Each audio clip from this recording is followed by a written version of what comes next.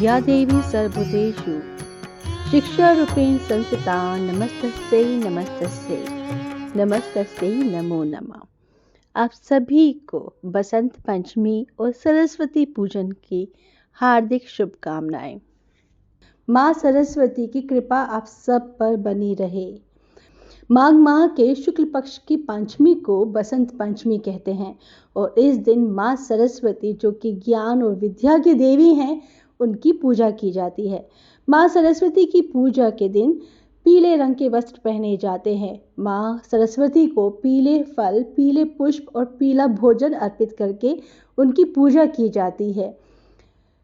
विद्यार्थी जो हैं इस दिन अपनी पुस्तकों की पूजा करें पीले चंदन का टीका लगाकर।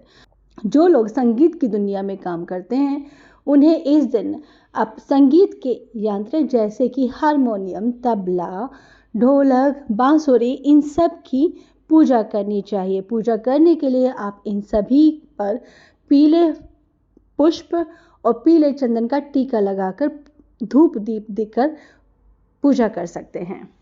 बसंत पंचमी के दिन माँ सरस्वती की पूजा के साथ साथ माँ सरस्वती की एक कथा भी अवश्य सुननी चाहिए।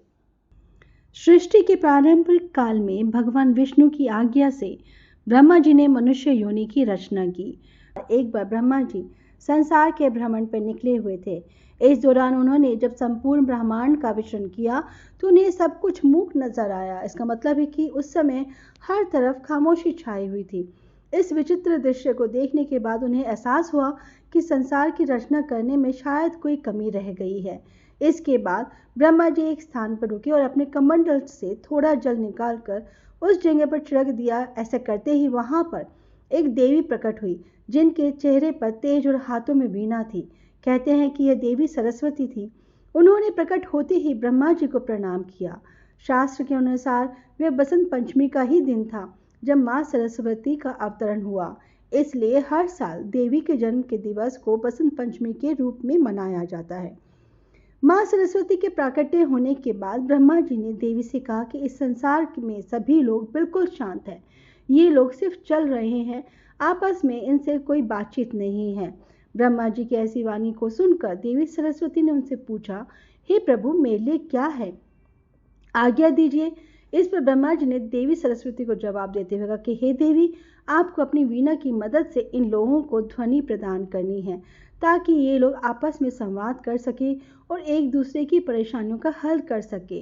इसके बाद माँ सरस्वती संसार के सभी को आवाज प्रदान करने लगी। ईश्वरी, भगवती, शारदा, वीणा वादिनी और वाग देवी सहित अनेक नामों से पूजा किया जाता है।